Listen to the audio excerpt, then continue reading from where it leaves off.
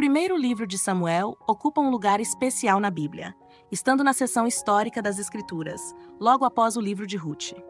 Ele é um marco importante na história de Israel, pois narra a transição de um período de grande instabilidade, o tempo dos juízes, para o início da monarquia, quando o povo de Deus passou a ser governado por reis.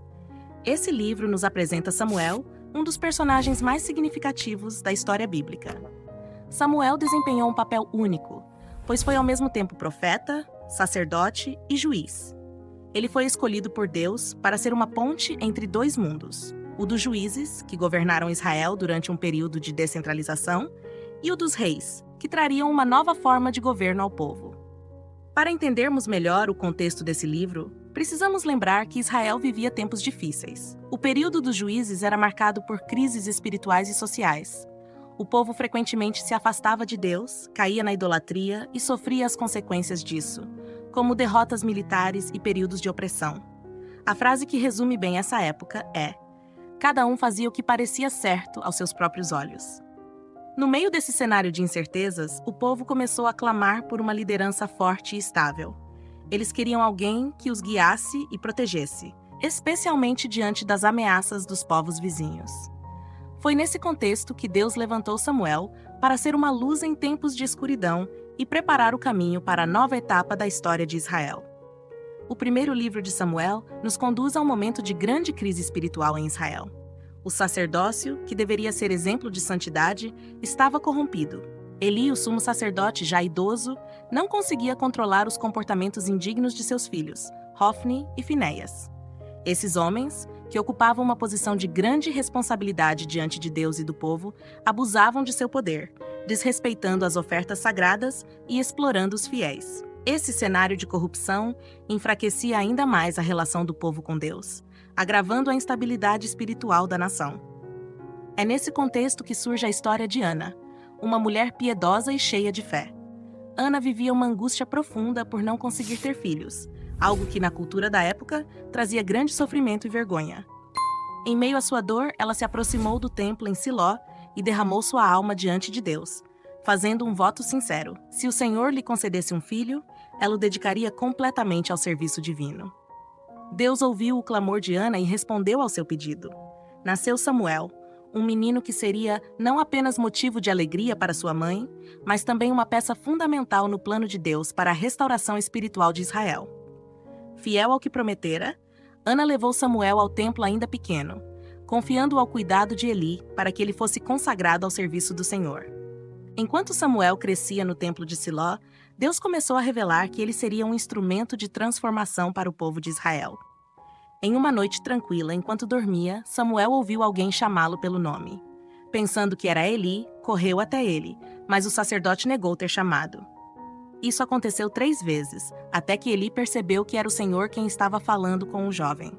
Ele orientou Samuel a responder: "Fala, Senhor, pois o teu servo escuta." A partir daquele momento, Samuel teve sua primeira experiência como profeta. Deus lhe revelou uma mensagem dura, anunciando julgamento sobre a casa de Eli por causa da corrupção de seus filhos, Hofni e Finéias, e da negligência do próprio Eli. Apesar da dificuldade, Samuel transmitiu fielmente a mensagem, confirmando que Deus o havia escolhido para ser seu porta-voz. Enquanto isso, o cenário em Israel piorava. Os filisteus, inimigos históricos do povo de Deus, avançaram contra Israel em batalha. Na tentativa de garantir a vitória, os israelitas levaram a Arca da Aliança para o campo de batalha, acreditando que sua presença garantiria o favor divino. Contudo, os israelitas foram derrotados, e a Arca, o símbolo mais sagrado da presença de Deus entre o povo, foi capturada pelos filisteus. Essa derrota não foi apenas militar, mas também espiritual. Ela simbolizou o declínio da liderança de Eli e de sua casa. Quando Eli recebeu a notícia de que a arca fora levada e que seus filhos haviam morrido na batalha, ele caiu para trás de sua cadeira e morreu. Assim se cumpriu o julgamento de Deus sobre sua família. Após a captura da Arca da Aliança, os filisteus logo descobriram que não podiam manter o que era sagrado para Israel. Onde quer que a arca estivesse, desastres e pragas recaíam sobre o povo filisteu. Eles tentaram movê-la de cidade em cidade, mas o caos os seguia. Finalmente, reconhecendo que estavam enfrentando o poder de Deus, decidiram devolver a arca ao território de Israel. A arca foi enviada de volta com oferendas de ouro como um pedido de reconciliação. Quando chegou à cidade de Bet-Semes, o povo de Israel recebeu a arca com alegria, mas também com reverência renovada, entendendo a seriedade de sua relação com Deus. A arca foi então colocada em Kiriat Jearim, onde permaneceu por muitos anos. Enquanto isso, Samuel começou a exercer plenamente seu papel como líder espiritual de Israel. Ele convocou o povo para reconhecer que sua situação difícil era resultado do distanciamento de Deus. Em um momento de grande assembleia em Mispá, Samuel chamou Israel ao arrependimento. Ele exortou o povo a abandonar a idolatria e a dedicar-se ao Senhor de todo o coração. Com jejum, oração e confissão de pecados, os israelitas buscaram a reconciliação com Deus. Os filisteus, ao ouvirem sobre a reunião em Mispá, viram a oportunidade de atacar. O medo tomou conta do povo, mas Samuel, confiando no Senhor, intercedeu por eles. Ele ofereceu um sacrifício e clamou a Deus por proteção. E Deus respondeu de forma poderosa. Uma grande tempestade confundiu os filisteus, permitindo que os israelitas os derrotassem completamente. Após a vitória, Samuel ergueu uma pedra memorial, chamando-a de Ebenezer, que significa "Até aqui nos ajudou o Senhor". Apesar da restauração espiritual sob a liderança de Samuel, o povo de Israel começou a expressar uma profunda insatisfação com o sistema de juízes que governava a nação. Os filhos de Samuel, que haviam sido colocados como juízes em Berseba, não seguiam o exemplo de justiça e retidão do pai. Eles eram acusados de corrupção, aceitando subornos e distorcendo o julgamento.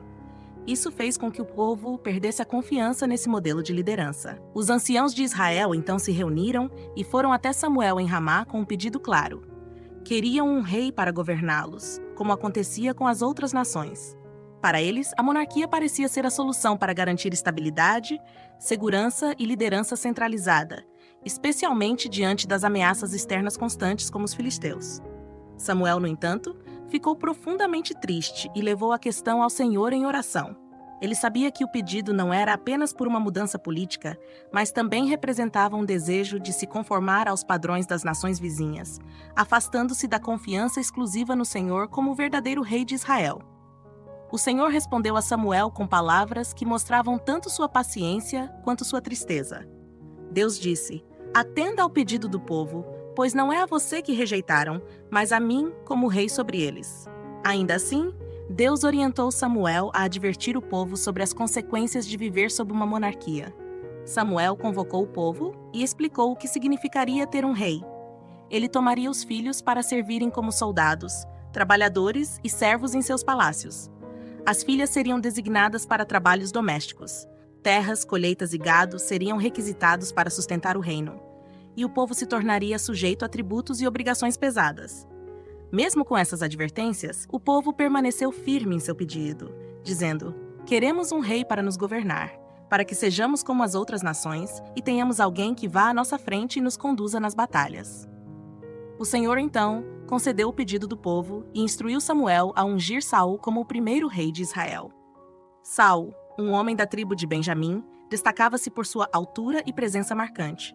Ele parecia ser exatamente o tipo de líder que o povo desejava. Alguém que pudesse representá-los com força e autoridade.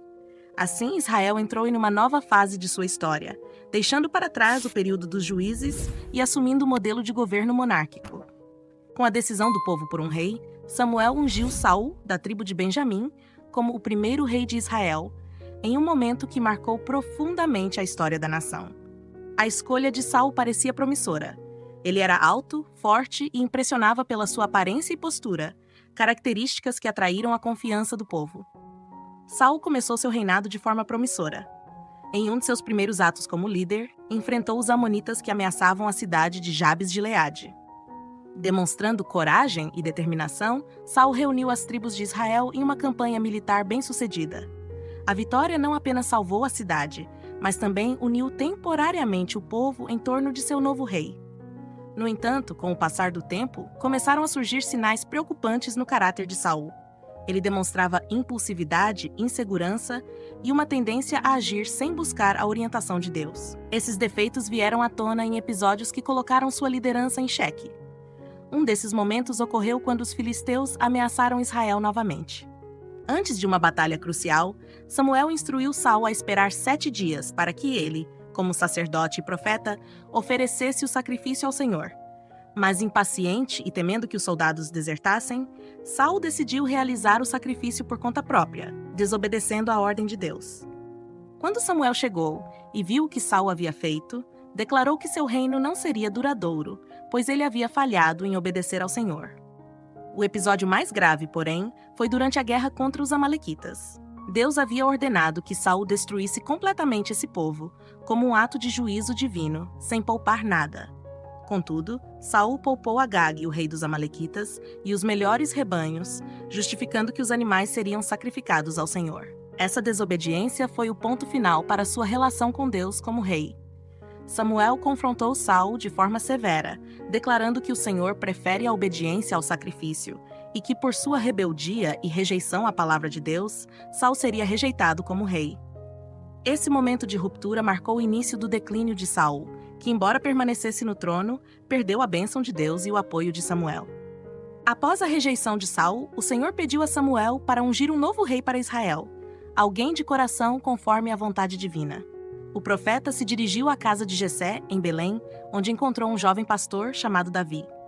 Embora fosse o mais jovem e menos reconhecido entre seus irmãos, Davi foi escolhido por Deus para ser o futuro rei. Samuel ungiu Davi e o Espírito de Deus passou a estar com ele, marcando o início de sua jornada extraordinária. Davi logo se tornou conhecido por sua coragem, especialmente quando enfrentou o gigante Golias, um guerreiro filisteu temido por todos. O exército de Israel estava paralisado pelo medo, mas Davi, com apenas uma funda e algumas pedras, desafiou o gigante. Confiando em Deus, Davi derrubou Golias com um único golpe, e sua vitória trouxe-lhe fama instantânea. O povo de Israel o saudou como herói, o que, no entanto, despertou o ciúme de Saul. O rei, que já se sentia ameaçado por sua própria falha, viu em Davi uma rival que poderia usurpar seu trono. O relacionamento entre Davi e Saul, que começou com amizade e respeito, logo se transformou em um jogo de perseguições e tensões. Saul, consumido pelos ciúmes, tentou várias vezes matar Davi. Porém, Davi, apesar de ter várias oportunidades de eliminar Saul, sempre se recusou a tocá-lo, respeitando a unção que o Senhor tinha dado ao rei. Ele sabia que a justiça caberia a Deus, não a ele. À medida que o tempo passava, a decadência de Saul se tornava cada vez mais evidente. O rei, atormentado pelo medo e pela falta de direção, começou a tomar decisões cada vez mais erradas. Em um momento de desespero, quando Deus não respondia às suas orações, Saul procurou uma médium em Endor, alguém que se dizia capaz de comunicar-se com os mortos. Esse ato foi um erro grave, pois ele desrespeitou a orientação divina de que não se deveria consultar os mortos ou buscar respostas em práticas ocultas. Saul, desesperado por orientação, acabou consultando o espírito do profeta Samuel, que, por meio da médium, o avisou que sua morte seria iminente e que seu reino seria entregue a outro, a Davi. Esse momento representou o completo afastamento de Saul da vontade de Deus, e o peso de suas escolhas erradas foi imensurável. Na batalha contra os filisteus, as palavras de Samuel se cumpriram. Saul e seus filhos morreram, e Israel sofreu uma derrota devastadora. Com isso, o reinado de Saul chegou ao fim, e uma nova era começava a se aproximar. O que parecia um fim trágico para a história de Saul era, na verdade, o início da preparação para o reinado de Davi. Enquanto a tragédia se desenrolava, Davi, que já havia sido ungido como o futuro rei de Israel, se via em uma posição difícil.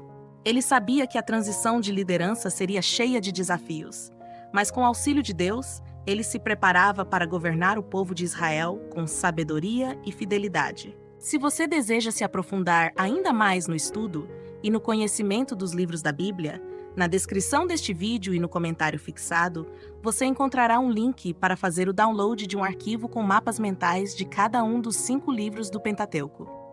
Esses mapas são ferramentas poderosas para te ajudar a entender melhor as Escrituras. E ao adquirir esses mapas, você estará contribuindo para manter e custear as despesas do apostolado, além de ajudar na manutenção do canal. Não se esqueça de curtir o vídeo, se inscrever no canal e ativar as notificações para não perder nenhum conteúdo novo.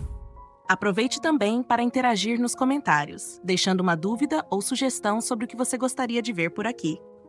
E se você quer continuar se aprofundando, temos um vídeo incrível com um resumo completo do livro de Ruth, que complementa perfeitamente o conteúdo de hoje. Basta clicar e assistir.